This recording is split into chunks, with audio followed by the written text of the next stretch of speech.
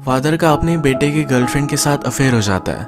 अब आगे क्या होगा आज की हमारी मूवी डैमेज जो 1992 की एक हॉलीवुड मूवी है, इसमें हम देखेंगे। अगर आपको वीडियो अच्छा लगता है तो प्लीज़ इसे लाइक और कमेंट ज़रूर कर दीजिएगा, इस चैनल को बहुत सपोर्ट मिलता है। अब बिना किसी देरी के एक्सप्लेनेशन स्टार्ट करते हैं।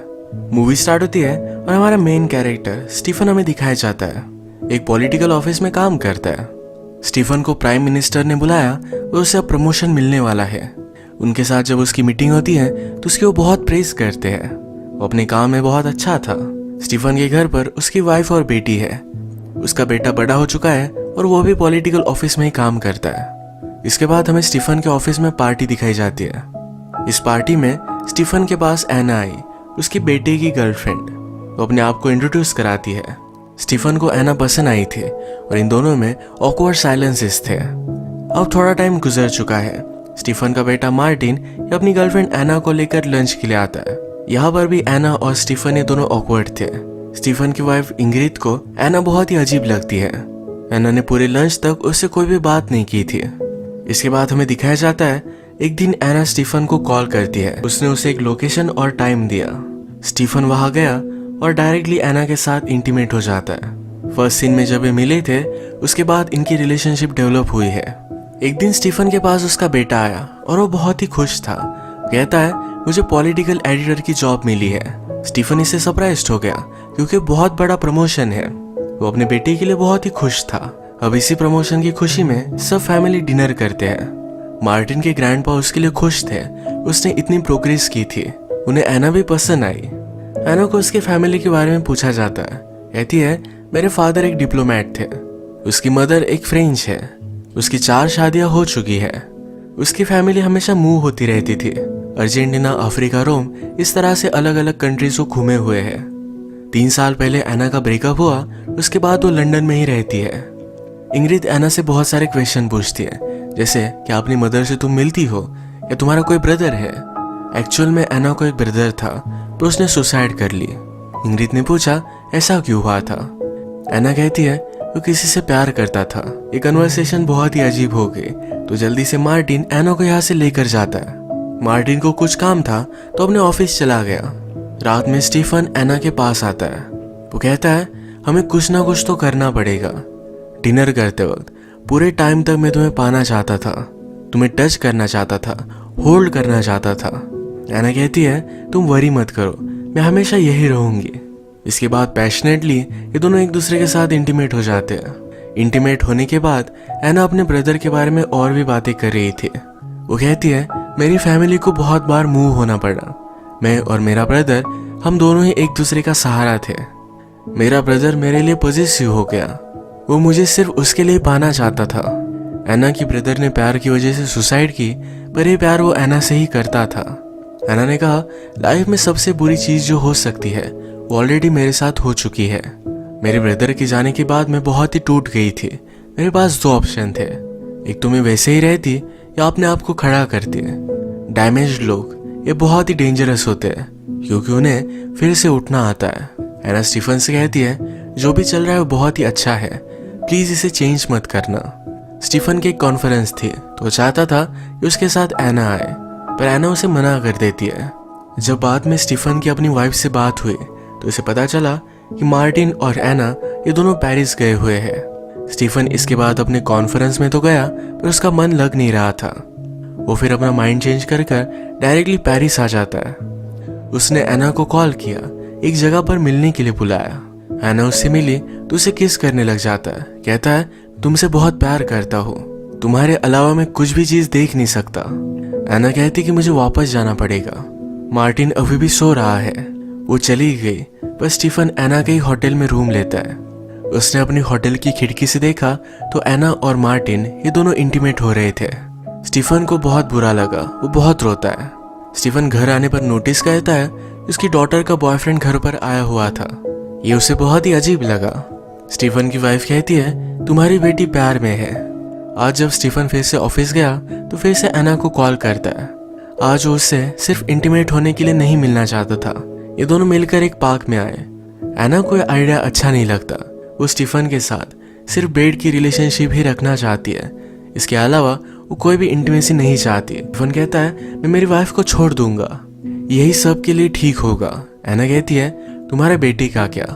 स्टीफन ने कहा कि वो भी ठीक हो जाएगा, कोई भी प्रॉब्लम नहीं होगा। एना कहती है कि वो हमेशा के लिए तुम्हें हेट करेगा, तुम अपनी फैमिली लॉस्ट कर दोगे। और किस वजह से? ताकि मेरे साथ रह सको, मेरे साथ ब्रेकफास्ट कर सको। ये सब ऑलरेडी तुम्हें तुम्हारी वाइफ के साथ मिल रहा है। जो चीज तुम पाने की कोशिश कर रहे हो ये ऑलरेडी तुम्हारे पास है। एना चाहती थी कि सब कुछ जो चल रहा है वैसा ही चलना चाहिए।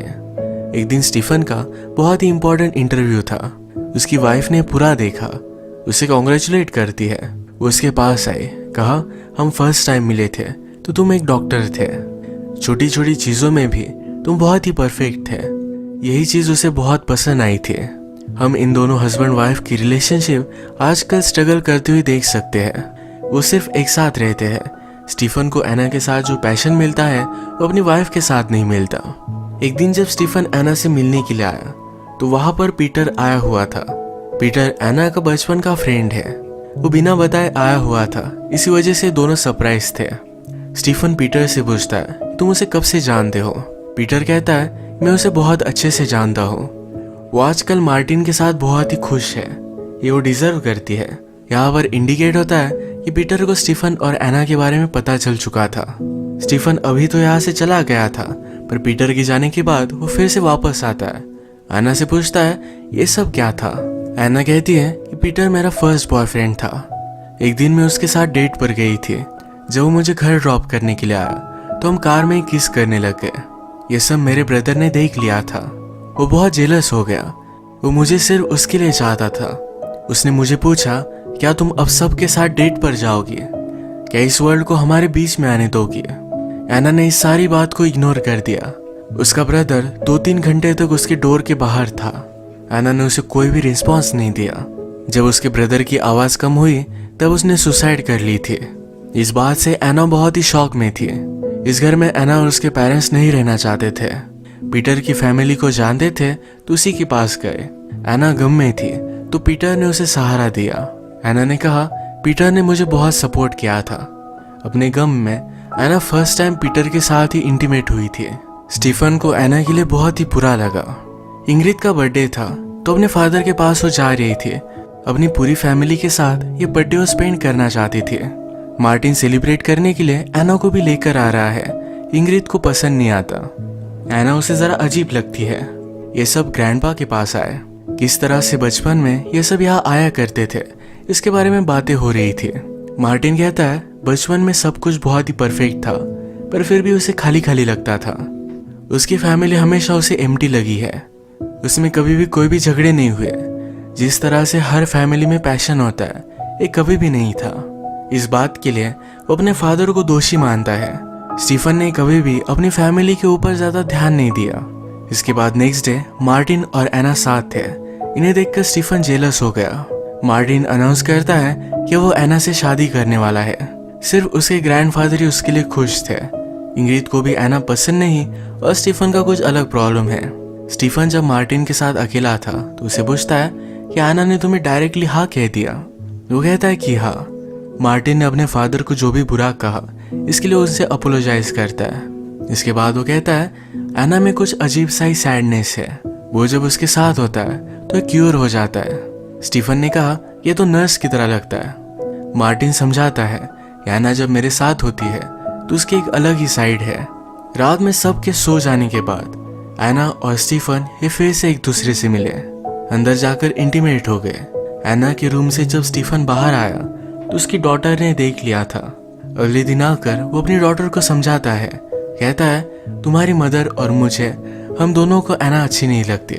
मार्टिन से शादी से पहले हमें उससे बात करनी थी, इसी वजह से मैं गया था। डॉटर भी ये सब बात समझ जाती है, फिर भी डर है कि शायद उसे कुछ ना कुछ तो पता है। अब नेक्स्ट सीन में एना की मदर मार्टिन की फैमिली से मिलने के लिए आई हुई है। एना की मदर सरप्राइज थी कि मार्टिन एक बहुत ही अच्छा लड़का है। वो कहती है कि एना की यूजुअल चॉइस से तुम बहुत ही डिफरेंट हो। वो हमेशा बहुत ही घटिया लड़कों को डेट करती है। यही बातें करते करते थोड़ी देर में एना की मदर ने एना के ब्रदर के बारे में बातें निकाली। वो कहती है एना का ब्रदर और मार्टिन ये दोनों बहुत ही सेम दिखते हैं। ये बात सबके लिए बहुत ही अजीब थी एना अपने मदर पर चिढ़ गई क्योंकि उसे सब्जेक्ट नहीं निकालना चाहिए था। एना की मदर को बहुत ही बुरा लगा कि लंच उसकी वजह से बर्बाद हो गया। स्टीफन एना की मदर को उसके होटल तक छोड़ने के लिए आया। मदर कहती है एना आजकल बहुत ही खुश है, इसी वजह से ये सब बर्बाद हो जाए ये सही नहीं होगा। स्टीफन कहता है कि आप किस बारे में बात कर रही हो। एना की मदर ने कहा मुझे तुम्हारे बारे में सब कुछ पता है, लंच पर तुम एक दूसरे को देख भी नहीं पा रहे थे। मदर कहती कि जो भी चल रहा है इसे अभी के अभी बंद कर दो, वरना इसके कंसिक्वेंसेस बहुत ही बुरे होंगे। स्टीफन ने फिर एना को कॉल किया, कहा हमारे बीच में जो भी चल रहा है हम अब खत्म कर डालेंगे, यही मार्टिन और तुम्हारे लिए दोनों के लिए सही है। इसके बाद स्टीफन मार्टिन से मिलने के लिए आया। मार्टिन की डेस्क पर उसकी, एना की और स्टीफन की फोटो थी। इसे स्टीफन देख रहा था। मार्टिन कहता है अगर आप चाहो तो इस फोटो को रख सकते हो। स्टीफन ने आज कन्फेस किया, कहा तुम्हें जो भी लगता है ये सब कुछ सही है, हमारे फैमिली पर मैंने ज़्यादा फोकस नहीं किया था। मुझे लगता था लाइफ में सब चीज़ें मैं कंट्रोल कर सकता हूँ, पर ये सही नहीं था। तुम स्मार्ट हो, तुम्हें इसके बारे में ऑलरेडी पता है। वो अपने बेटे पर बहुत ही प्राउड है। स्टीफन रात में बहुत ही देर तक काम करता है। वो डिस्टर्ब था तो उसे घर भी नहीं जाना था। आज पार्टी थी तो इंग्रिड ने उसे कॉल किया। वो उसे मना कर देता है, कहता है कि मुझे बहुत सारे काम है और मेरे कलीग भी मेरे साथ काम कर रहे हैं। हम देखते हैं इंग्रिड के पास स्टीफन के फ्रेंड थे। उसे पता चल गया स्टीफन उसे झूठ कह रहा है। स्टीफन आजकल बहुत ही डिस्टर्ब था और अभी अभी इंग्रिड को पता चला कि उसे प्रमोशन मिला है। फिर भी वो सैड था तो उसके पास आई। उसने पूछा कि क्या हुआ है। स्टीफन कहता है कि शायद मैं प्रमोशन नहीं चाहता, उसके साथ जो भी चल रहा है उसे एक्सप्लेन नहीं कर सकता। इस बात से इंग्रिड भी अपसेट हो गई। एक दिन एना ने स्टीफन के ऑफिस में गिफ्ट भेजा। उसमें उसके नए घर की थी। एना और स्टीफन के बीच में जो भी चल रहा है ये हमेशा सही से चलता रहे, इसी वजह से एना ने एक सेपरेट घर लिया था। स्टीफन एक घर जाकर देख कर आया। एक दिन फिर से मार्टिन एना को लेकर घर आया था।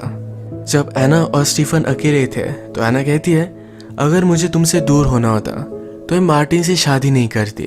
वो स्टीफन के पास रहना चाहती है, इसी वजह से वो मार्टिन से शादी करने वाली है। इन्होंने डिसाइड किया और फिर से एक दिन वो एना के घर पर मिले।